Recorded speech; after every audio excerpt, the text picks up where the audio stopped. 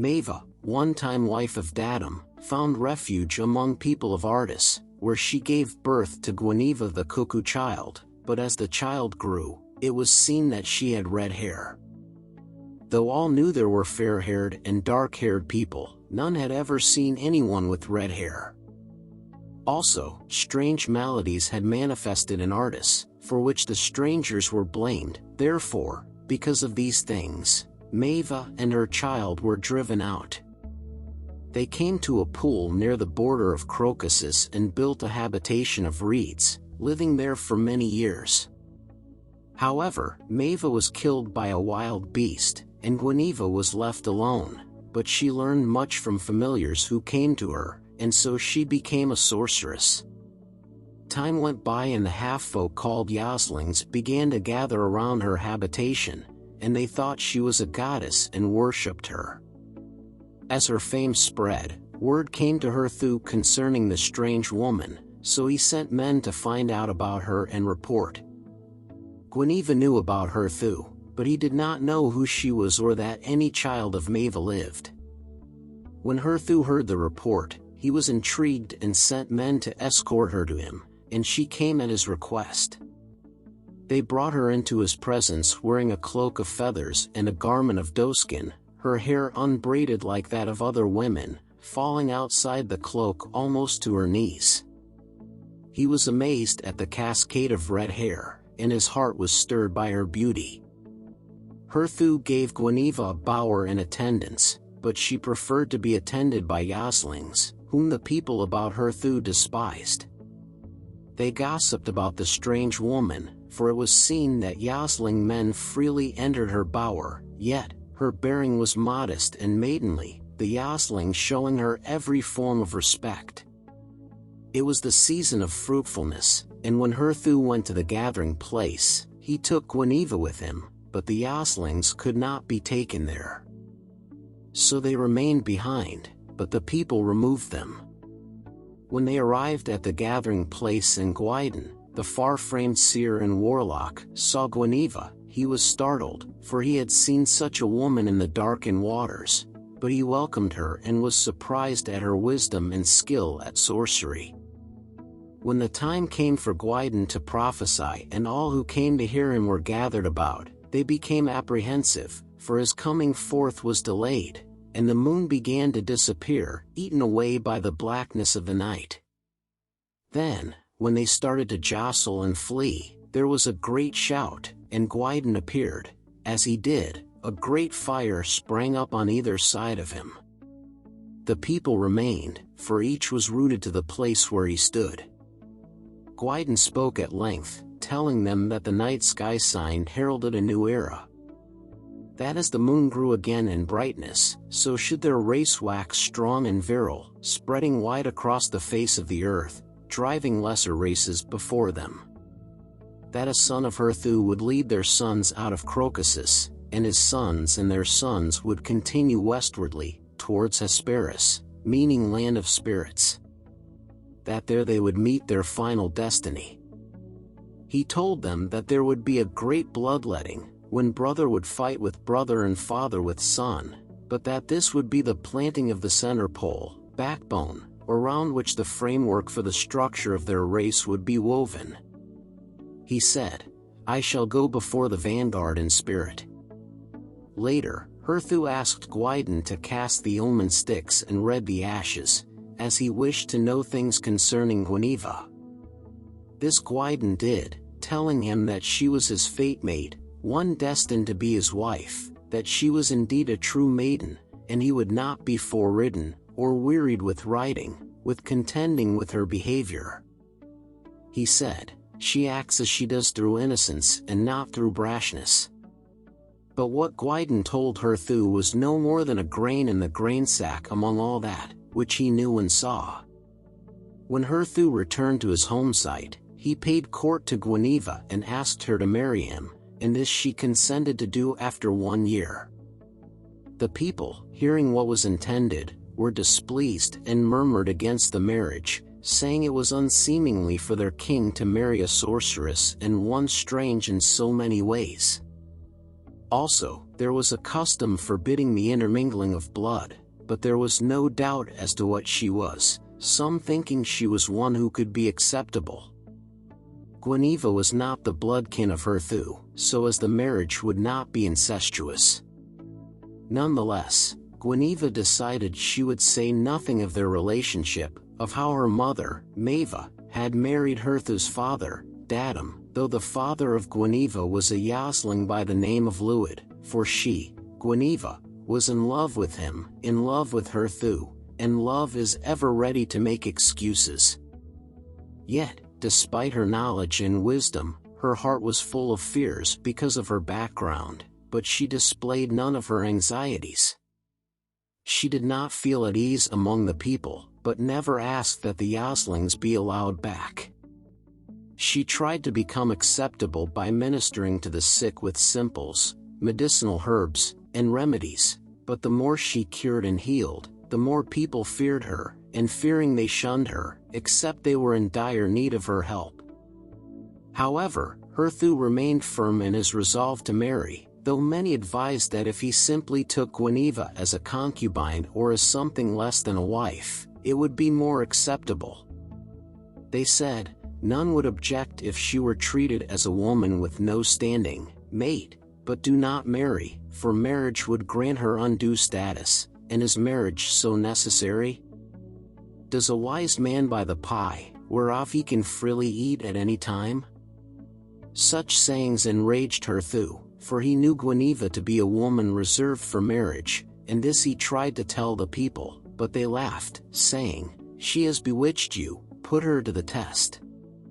But he replied, "This is unworthy, for it displays doubt and distrust. A virgin is a virgin, whether named so by horn or wand, and remains so whatever the conjectures of carnal-minded men who are more familiar with women of lesser repute."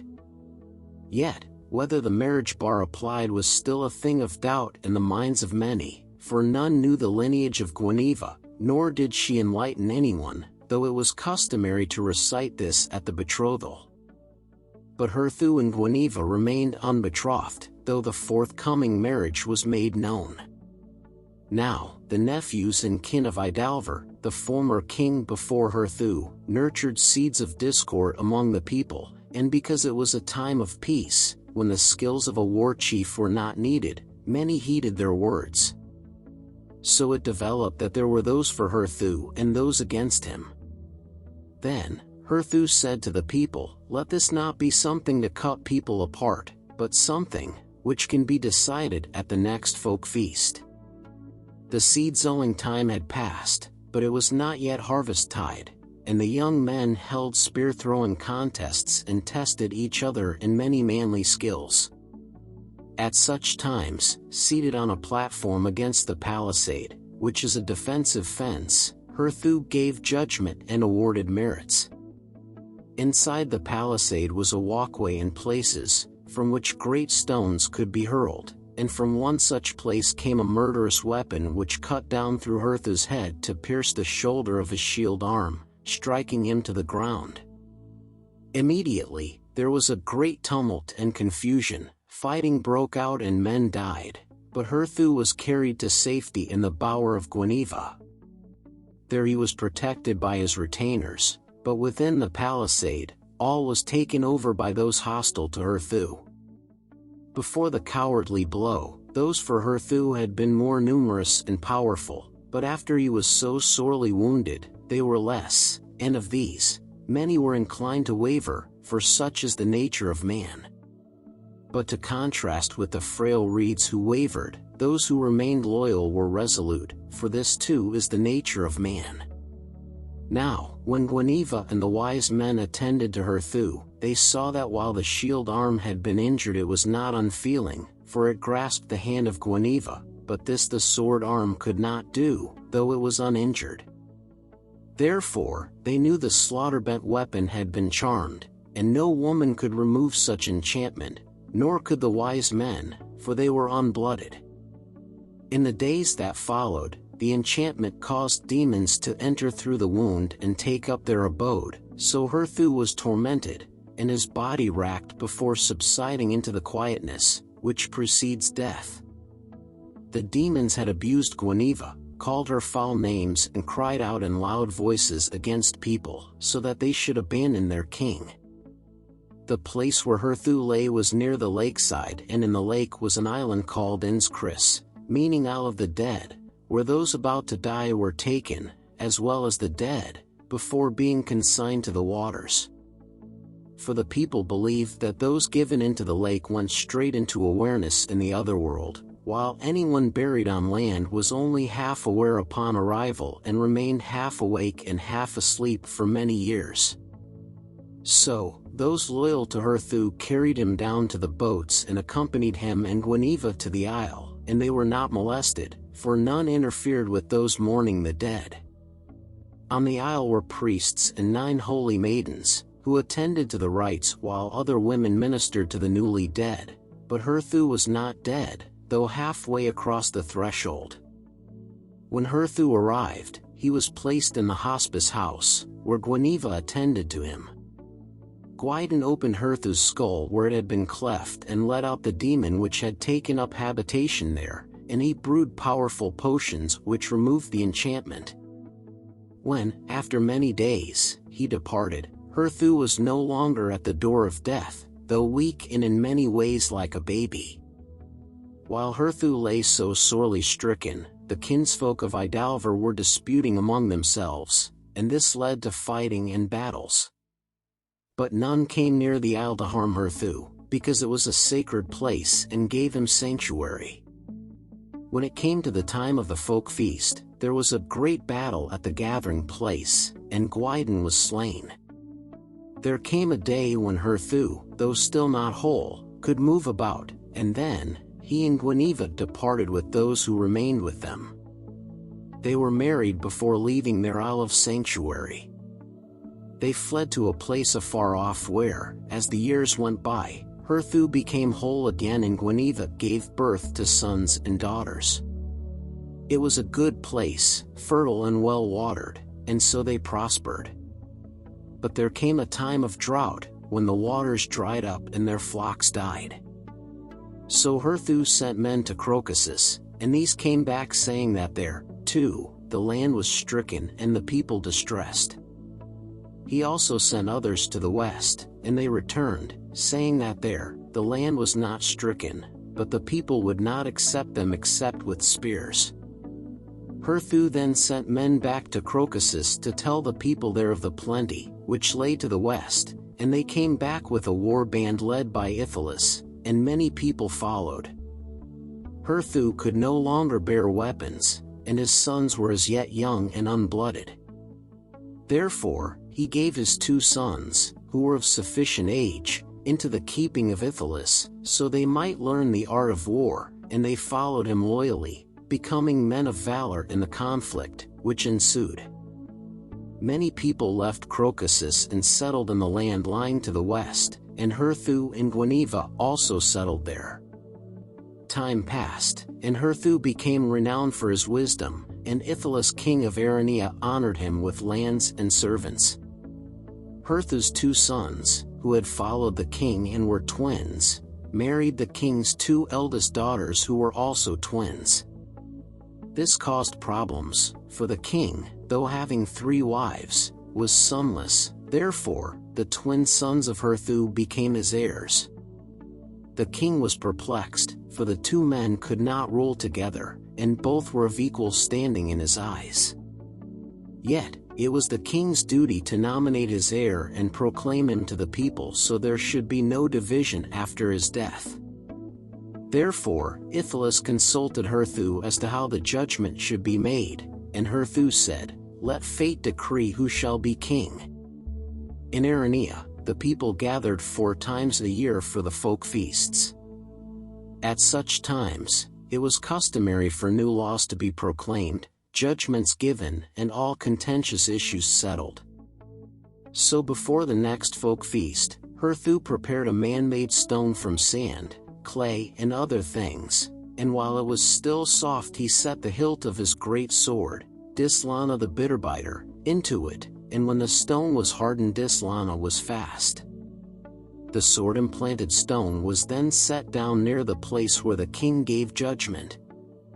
Around it was drawn a wide circle bisected across. On the day when the people were first assembled to hear his words, Ithelus told them of his perplexity over the problem concerning the twin sons of Herthu and his daughters. He said, "So the people are not divided and the kingdom rent by strife. It is well this matter be settled now.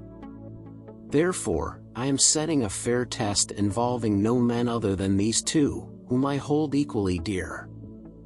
Whichsoever of them shall remove their father's great weapon from this stone, so he frees it and grasps the hilt, shall become my lawful heir, with the other being to him as a younger brother.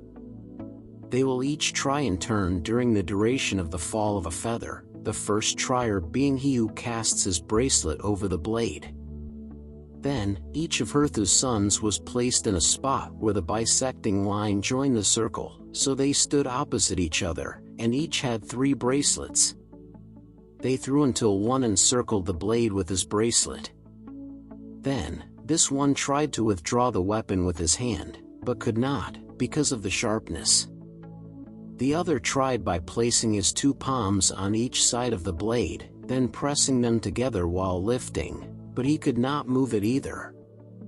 The first one tried again, copying what had just been done more powerfully, so the stone almost lifted off the ground, but the sword did not leave the stone. Then, the other approached the stone, but this time he put his hands under the edges of the stone, so he could lift it in his arms, and he dashed it down over a rock which was nearby, so it broke asunder. He then picked Islama up by the hilt and brandished it over his head. The people acclaimed him while his brother grasped his arms in congratulations. Thus, by wisdom was the problem overcome.